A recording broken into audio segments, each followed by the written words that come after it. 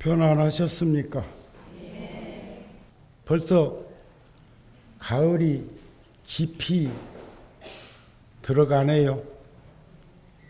그런데 언제부터인가 물론 전기의 힘을 또 그래서 더운 여름에는 에어컨을 켜고 또 추운 겨울에는 따뜻한 기운을 불어넣어서 과거에 우리 어린 시절이나 가난했던 그때보다는 훨씬 나아지기도 했지만 그런데도 불구하고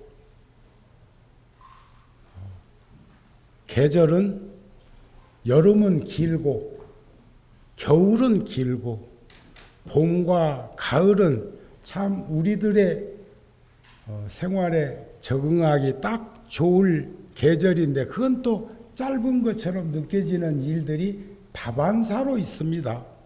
물론 부처님께서 하신 말씀 중에서도 일체가 다 유심이다. 일체 모든 만물이 이루어지는 것도 오직 마음의 작용에 의해서 조작에 의해서 이루어지는 것이라는 말씀을 늘 하셨습니다. 그런데 요즘 그런 말들을 많은 이들이 하기 시작했습니다. 마음이 모든 것을 좌우하는 시대가 온다. 제가 한 3, 4년 전에 휴대폰을 하나 바꿨습니다. 그리고 과거에 비하면 처음에는 배터리가 2개, 3개 가지고 일정 부분 쓰면 교체하면서 충전하던 게 불과 20년, 25년 전의 모습이었다고 보여지는데 어느 날부터인가 한번 장착된 그 건전지는 하루를 쓰는데 지장이 없고 저처럼 늘 붙들고 있는 게 아니라 오는 전화 정도 또 특별히 뭔 일 있으면 써야 되는 정도 절에 있으면 유선 전화를 주로 쓰니까 그게 돈이 또 덜 들고 그런데 그것도 명이 다하니까 하루에 충전했던 용량이 부족해가지고 싹 소멸된 모습을 목격하면서 명이 다하면 바꿔야 되는갑다 싶어서 이번에 하나 바꿨습니다. 그런데 바꾸는데 어떤 식으로 바꿨냐? 유사점이 많은 걸로 바꿨어. 3, 4년 동안 쓰면서 손에 익은 것하고 가장 근사치 전화기로 바꿨거든요. 그런데도 불구하고 엄청나게 진화되어 있더라고요. 그러면 저는 제 입장은 적응해야 되는 거예요. 적응을 못하면 낙오되죠. 그리고 실질적으로 여기 계신 분들 가운데에서 몇 부이나 거기에 장착되어 있는 내용들을 다 활용해서 사용하고 있는지는 모르겠지만 그래도 저는 많이 진화되었어. 그전에는 음성 녹음 정도를 하고 문자는 생각도 못했는데 요즘은 문자만 보내는 게 아니라 카톡도 해. 미국에도 카톡으로 하면 돈도 안 든다대? 몰라. 그런 시절에 우리가 와 있는데 어느 순간에 보니까 말하세요 그러더라고. 거기서 글로 딱 나와. 근데 뭔 말을 하라는 거요? 말하면 그냥 전화번호도 말을 하면 가는 거야 이제 찾아서. 그런데 부끄러워서 물어볼 용기도 나지 않았습니다. 우리들의 생각은 어디든지 갈 수가 있어. 어디든지 갈 수가 있고 지금 여기 앉아서도 기도하다 말고 내가 가스불을 끄고 왔던가 잠그고 왔던가 문은 제대로 닫고 왔던가 또 아파트 밑에까지 내려왔다가 도로 올라가서 문 한번 당겼다 들끄덕 해가지고 잠궈진 거 확인하고 온 분은 안 계시나 몰라. 그러나 어디를 간다 하더라도 우리들은 나 자신보다 더 소중한 것을 찾아낼 수는 없어. 중심, 최상용의 본체는 나야. 나로부터 출발하고 나로부터 모든 것들이 이루어져야 된다는 것을 잊어버리면 안 되겠다. 그런 말씀입니다. 이해가 되세요? 살아보니까 누가 누구를 가장 사랑해? 살 만큼 살았구만. 세상을 살 만큼 사셨어. 한 60, 70은 뭐 되신 것 같네. 80? 80 넘으셨어? 그럼 언제 깨달았어 그걸? 지금 알았어요. 지금이 중요하죠. 그런데 많은 분들이 세상을 살면서 스스로가 깨닫는 것이 있어. 내가 얼마나 소중한 존재이고 나를 얼마만큼 사랑하고 아끼는가를 우리는 충분히 인식할 즈음에 와 있는 것이 아닐까. 가능하면 그게 빠르면 빠를수록 좋아. 그런데 그게 잘못 변형되거나 변질되면 철저한 이기주의자로 전락합니다. 자기만을 위해서 살아가기 위해서 그런 말을 하고자 하는 게 아니에요. 나의 소중함을 알면 다른 이의 소중함도 알 수 있게 되어야 한다는 것을 전제로 말하는 겁니다. 상응부경에 보면 자신이 소중한 것을 아는 사람은 다른 사람도 소중한 줄 알고 다른 사람에게 힘들고 어려운 일을 전가해서는 안 된다는 가르침이 있어. 저는 우리 잡지 10월 달에 이런 말씀을 드리게 될 때마다 내 속에서는 화라산처럼 타오르는 양분된 생각이 있습니다. 지금 이제 한 서너 달만 있으면 우리 붓다지 잡지가 발행된 지 만 30년이 됩니다. 몇 달만 있으면 360보 30년이 되는데 처음부터 그렇게 큰 시조금을 사용하게 된 것은 아니었지만 지금 현재 수준에서 우리 잡지를 1년간 발행하는 데는 2억 원 이상의 돈이 들어갑니다. 한 권 한 권을 소중하게, 그리고 한 권이 한 권으로 끝날 게 아니라 내가 보았으면 또 다른 가족이나 이웃에게 볼 수 있도록 하는 릴레이가 이루어졌으면 좋겠다는 거예요. 제가 어저께도 어느 스님한테 차 한잔하면서 그랬어. 하루에 1,000원도, 1,000원은 너무 시시하게 느껴질 거니까 그러면 10,000원으로 하자. 하루에 10,000원도 1년이면 365만 원. 그 돈을 어떻게 쓰여지느냐에 따라서 복이 될 수도 있고 화가 될 수도 있어. 10년이면 3,650만 원. 100년이면 3억 6,500만 원이요. 거기 이자까지 쳐봐. 응? 10,000원. 하루에 10,000원이라는 돈이, 하루에 1,000원이라는 돈이 얼마나 소중하고 값진 것인가. 그런데 자기만을 위해서 쓰여지는 것은 문제가 안 되는데 어떤 이들은 너무 인색해. 너무 옹색해. 오직 했으면 부처님이 그런 말씀하셨을까? 중생들의 옹색한 마음은 마른 완두콩 송곳으로 찌르기보다도 더 어렵다. 마른 완두콩 절대로 송곳이 찌를 수 없습니다. 완두콩, 요즘 여름에 완두콩 밥에 먹으면 맛있다. 맛있어. 마른 것도 불궈가지고 잘 관리하면 고소하다. 그렇죠? 어머니들이 더 잘 알잖아요. 우리 보살님들이.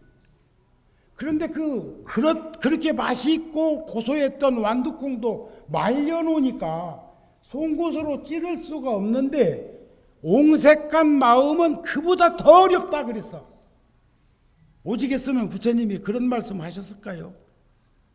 중생들의 낱낱 중생들의 욕심이라는 것을 부처님이 어떻게 지적했느냐? 우리들의 욕심 버리기는 집에서 키우던 애완견 버리기보다 더 어렵다. 요즘은 많이도 버리더라. 유기견이 꽉 찼어. 그런데 그건 문제 있는 거고, 집에서 길들여져 있는 강아지를 문 밖에다 내놨다고 해가지고 누가 가져가기 전에는, 잡아가기 전에는 절대로 집 안 잃어버립니다. 그것보다 더 어려운 게 욕심 버리기래. 중생들이 사랑하는 마음을 간직하고 살기란 놀란 들사슴 붙들고 있기보다도 더 어렵다. 사슴은 놀랜병이 있습니다. 그런데 들사슴은 더 진화되지 않아가지고 야생성이 강해가지고 사람들 가까이 오지 않습니다. 그런 사슴을 붙들고 있기보다도 더 어려운 것이 사랑하는 마음을 지니고 사는 것이 그리 어렵다는 것을 우리는 충분히 인식하고 살았으면 좋겠어요. 제가 10월 달에 잡지에다가 그런 말을 썼어요. 그동안에 정우 스님은 남들이 말할 때 30년 이상 대중들과 어울려 살면서 노출되었습니다. 정우 스님은 많은 이들이 적나라하게 보고 느끼고 있습니다. 여러분들은 정우 스님 인정하세요?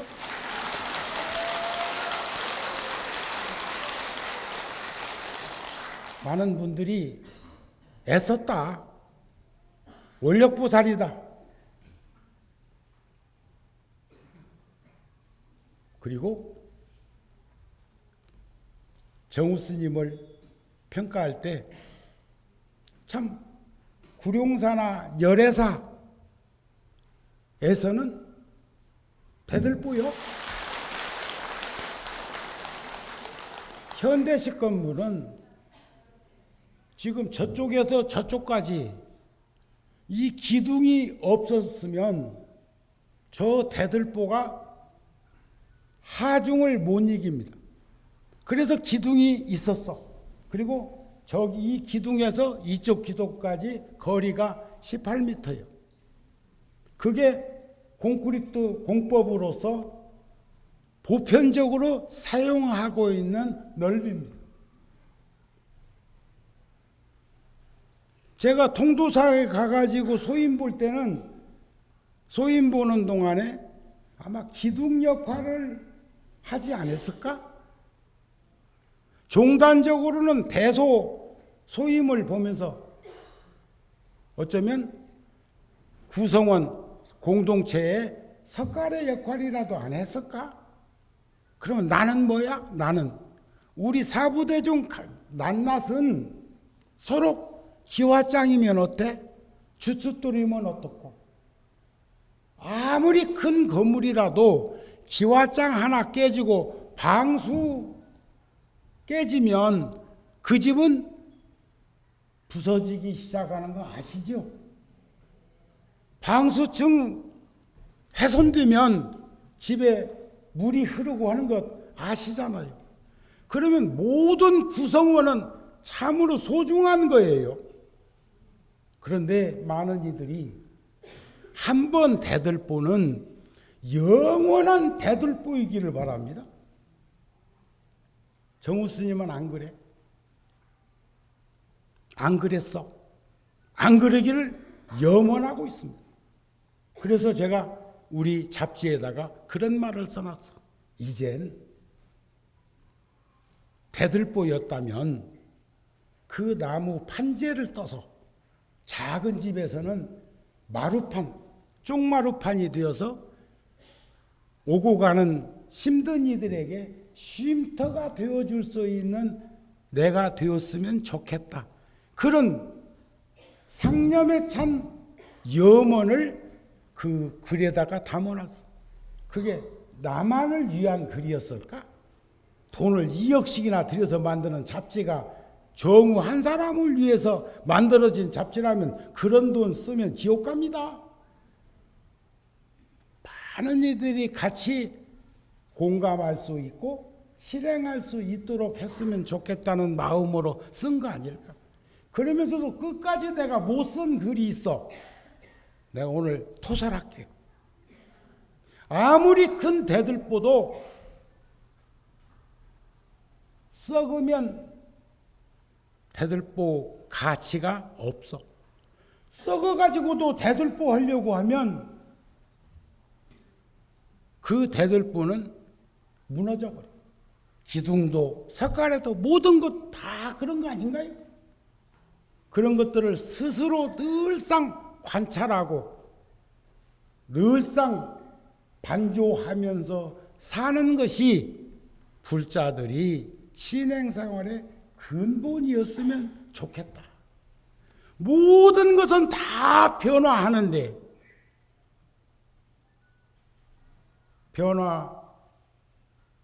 변화함에도 불구하고 우리들은 그 무엇인가에 집요하게 집착하는 일들이 있어.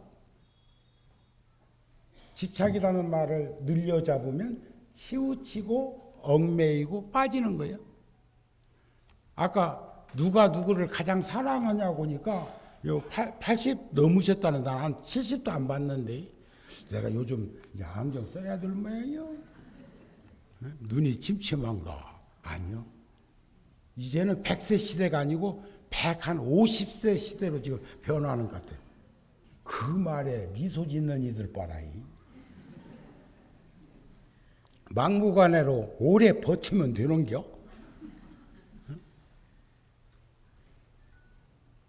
저는 하루를 살아도 천년 만년 살 것처럼 열심히 힘차게 살되 여한 없이 살았으면 좋겠어요. 하루를 살지라도 여한 없이 감춰놓고 훔쳐놓고 숨겨놓고 살지 말고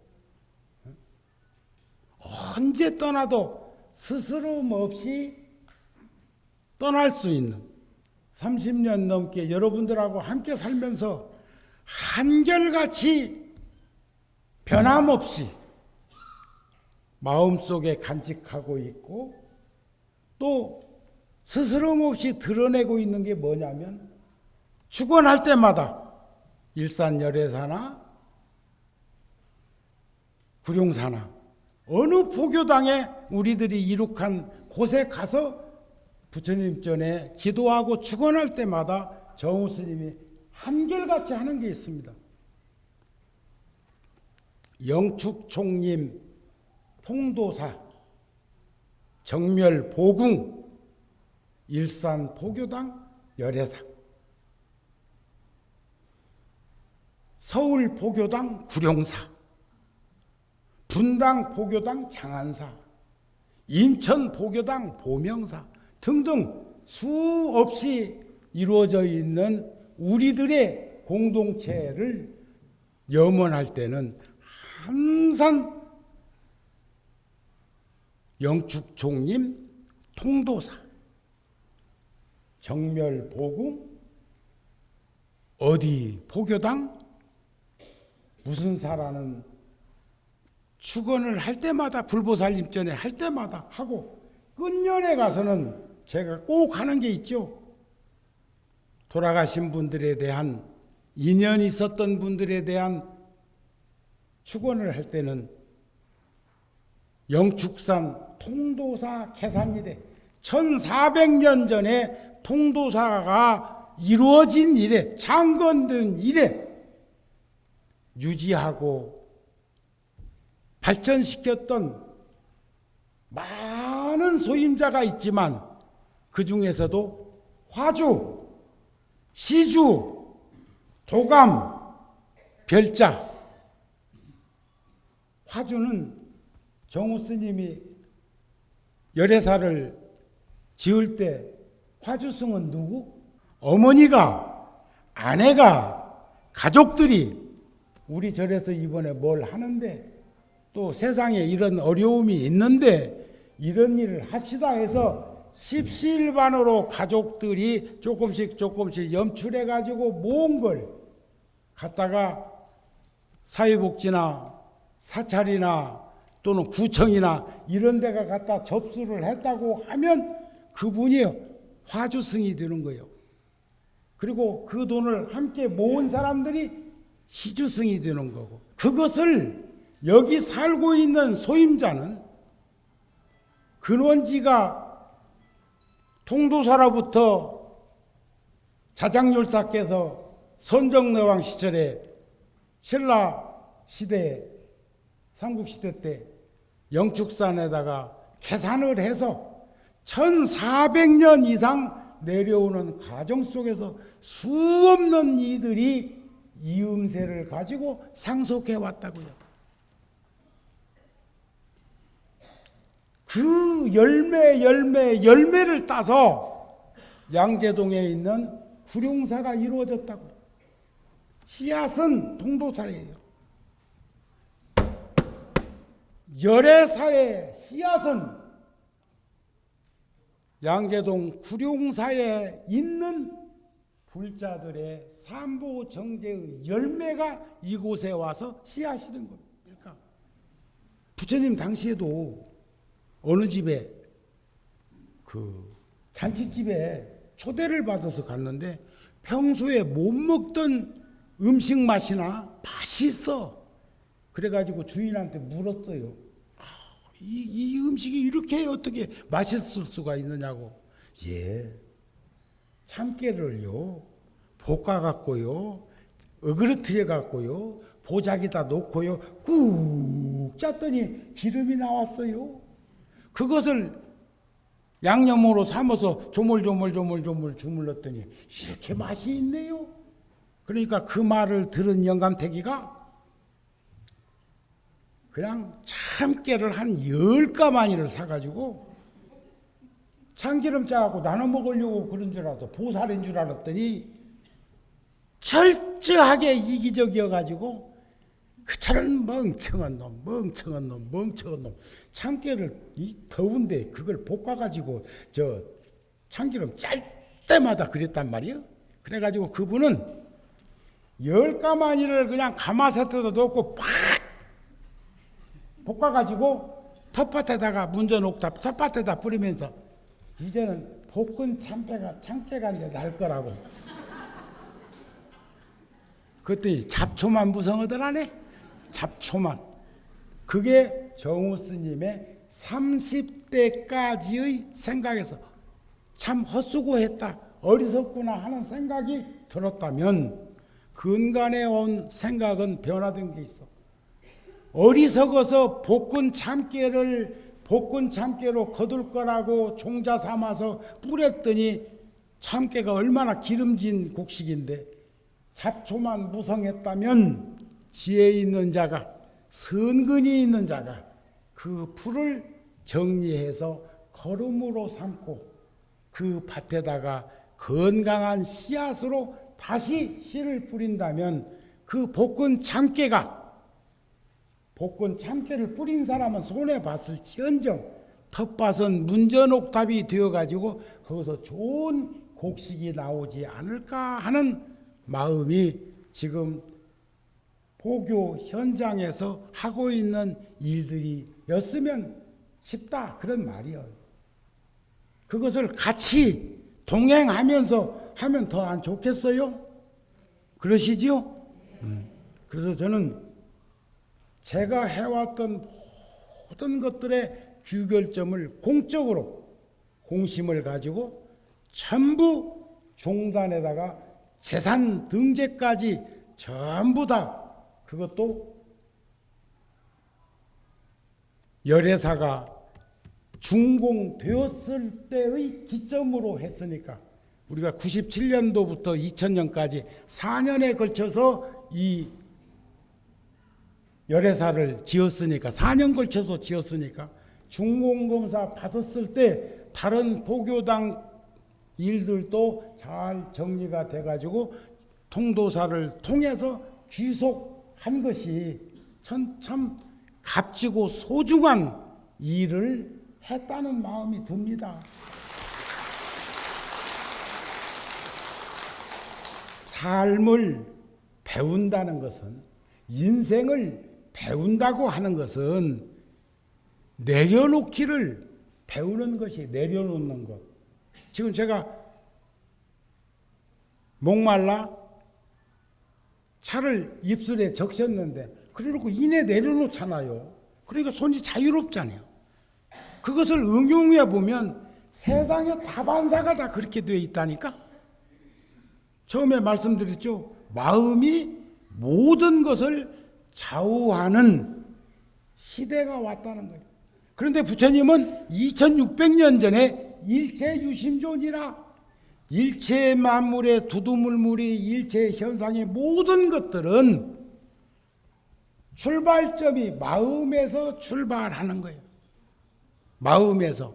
마음 자세가 어떻게 되어 있느냐에 따라서 놀라기도 하고 그걸 수용하기도 하고, 우리 어머니들은 아무리 뜨거운 것도 경험에 의해서 마음이 그것을 들을 때는 마음에서 딱 판단을 해. 뒤지는 않는다, 데이지는 않는다, 들어옮겨도 괜찮다. 아니 그래도 뭘 천이나 행주 같은 걸로 싸가지고 들어야지 그냥 하다 낭패난다.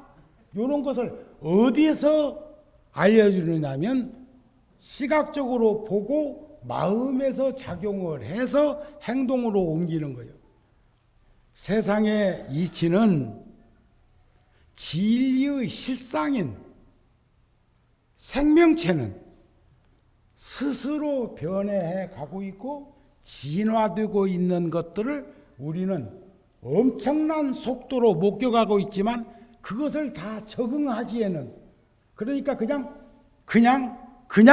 살려고 하면 안주해버리면 타성해졌고 무기력해지고 그리고 게을러져. 그러면 그걸 일명 유식한 말로 불감증에 떨어져. 전혀 판단이 서지 않아. 지혜가 없으니 변별력이 없어. 그러면 멍청해지는 거죠. 그게 다 사람들이 행복해지려는 것이 나쁜 건 아니에요. 잘 살고 싶은 것이 나쁜 거 아니에요. 부자로 살고 싶은 것이 나쁜 것 같아요. 어떤 가수는 음악회 같은 데 나와가지고 자기 노래 부르고 끝에 가가지고는 헤어질 무렵인가 아니면 또 1절하고 2절 사이에다가는 말이요. 부자 되세요! 그러대. 그런데 그렇게 좋아하더라고. 없는 것보다는 낫겠지. 아따, 그거 참, 돈 안 들이고 저기 덕담하대. 그러나 우리들이 집착하고 있는 것은, 본래 집착할 수 없는 것들이에요. 영원하지 않는 거예요. 한결같이 못한 것을 영원한 것처럼 생각하는 게, 이게 우리는 인연법에 의해서 연기되어지는 과정이 생로병사이기도 하고 생주이멸의 법칙으로 현상계가 드러나기도 하고, 우리는 오늘 조화루라는 조건이 맞아서, 시간이 맞아서 오늘 같이 만난 거 아니요. 나에게 닥치는 모든 일에 중생들은 반응하게끔 되어 있습니다. 그래서 능엄경에 보면 우리의 몸은, 우리들의 몸은 육신으로 이루어져 있고 4대 육신으로 이루어져 있고 열애의 몸은 법신으로 이루어졌다. 그래, 법신. 이것을 금으로, 이게 지금 금입니다. 금. 뭐라고요? 근데 그 목소리가 그런 거 보면 안 믿는다 소리야. 이게 금이라고 하면 금인 줄 아세요? 응? 금, 처음에 이 잔을, 이름을 금으로 붙였으면 금 아닐까? 응? 그런데 금이, 금덩어리는, 순금은 본질이요. 그걸 우리는 법신이라고 한다. 그 말이에요. 법신. 금 자체는 법신이에요. 근데 그 금으로 뭐든지 만들 수 있어. 집에 금붙이 중에 반지도 있지만 행운의 열쇠도 있고 어떤 집은 두꺼비도 있죠. 또 어떤 집은 황금돼지도 만들어다가 딱 뭐 큰가 작은가는 몰라. 내가 사회에 영향 미친 것도 막 이렇게 준 것도 많이 있어. 그런가 하면 사회로부터 나는 영향을 받기도 해. 오늘 지금 저기 카나다에서 베트남계 카나다 우리 젊은 불자가 한국을 방문했는데 병원에 근무자인데 스님이 연세가 있었으니까 병원 가면 같이 동양제라고 그렇게 스님한테 잘 살펴드리시고 그리고 또 틈만 나면 절에 와서 부엌에 와서 설거지도 다 하고 뭐 음식도 만들고 뭐 막 이렇게 하고 나한테 오자마자 카나다 달러로 액수가 무슨 뭐 몇백만 원, 몇십만 원은 아니라도 나한테 보시도 하고 그랬더니 여러분들도 눈이 번이 떠져? 나는 누가 뭐 주면 좋더라. 그래서 그 좋은 걸 나도 행동으로 옮기는 거야. 주는 게 불교적으로는 즐거움이고 받는 게 기쁨이어야 되는데 그 백화점의 표현은 뭐라고 썼냐면 받는 즐거움, 주는 기쁨이 나더라고. 주는 것은 씨앗이야. 주는 건 씨앗이고 받는 것은 열매예요. 뭔 말인가 이해가 되세요? 열매와 씨앗이 본질적으로 보면 씨앗이 자라면 열매가 되고 열매를 따면 씨앗이 되지만 열매는 열매고 씨앗은 씨앗이요. 열매라고 해서 다 씨앗 뜨는 줄 알아? 인간도 먹어야 되고 짐승도 먹어야 되고 먹을 놈 꽉 찼어. 응? 그러면 씨앗과 열매의 개념을 기쁨과 즐거움으로 표현할 때 보살행에서는 받는 것이 씨앗, 기쁨이고 주는 것이 즐거움이야.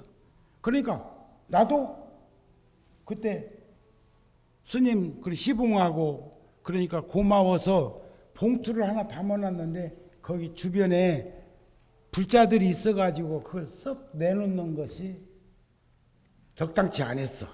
그래서 참았어.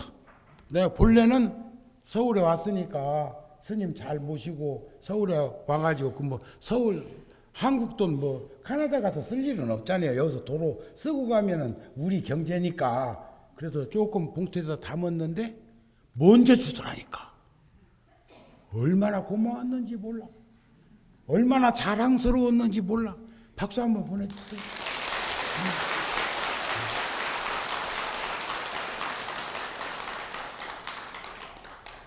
그렇다면 육신과 법신은 모양과 본질의 차이. 황금 덩어리는 법신이고 그 만드는 연금술사의 생각을 행동으로 옮긴 것이 모양일 뿐이요. 어떤 모양을 했다고 해도 그게 금이 아닐 수는 없지요. 그러나 그 본성이 금인데도 불구하고 황금 덩어리로 두들겨서 요강을 만들어 놔도 한국 사람들은 금 요강에다가도 꿀단지 할까? 서양 사람들은 요강 선물 오면 거기다가 여러 가지 뭐 소중한 거 넣어놓고 쓸 것 같은데 우리나라 사람들은 그런 것을 안 할걸? 금으로 만든 요강이라도 요강은 요강이라고 표현할 거라고요. 그게 모양이야. 그게 업이야. 아셨죠? 그러면 우리가 본성은 일체중생이 시류불성이야. 다 똑같은데 어쩌다가 이렇게 유심, 마음 조작에 의해 가지고 끊임없이 반복해서 모양이 달라지고 있을까? 그렇다면 우리는 심상을 잘 다스릴 수 있는 수행정진을 통해서 우리는 곱고 아름다운 그 모습을 훈장처럼 간직하면서 살아갈 수 있는 노력이 수행이고 정진이고 불자의 신행생활이 아니겠습니까? 하는 그런 말씀을 드리고 싶은 거예요. 아셨어요? 아셨어요? 이제 정리해야죠. 그래서 우리나라 어느 대학에 교수께서 사람 풍경이라고 하는 글을 써놓으셨는데, 사람 풍경이라는 제목의 글을 써놨고, 그분을 일명 의대 교수인데 죽음학 전도사라고까지 얘기하시는 분이 계십니다. 그런데 그분이 하신 그러니까 정현채 교수라고 하는 분인데, 그분이 써놓은 글에 보니까 죽음은 새 삶을 향한 시작이다. 시작과 끝이 무시무종한 자리이기는 하지만 같은 종성의 씨앗과 열매는 끊임에서 반복해서 변화되는 것처럼 우리들도 불성이니 자성이니 심성이니 하는 그 본성은 생멸이 없어. 반야심경에 나오잖아요. 불생불멸, 불구부중, 부중불감, 전후좌우 없어. 생멸이 없고 증감이 없고 미추가 없고 대소가 없고 장단이 없는데, 전후좌우가 없는데 항상 본성은 그 자리인데, 우리는 그 금이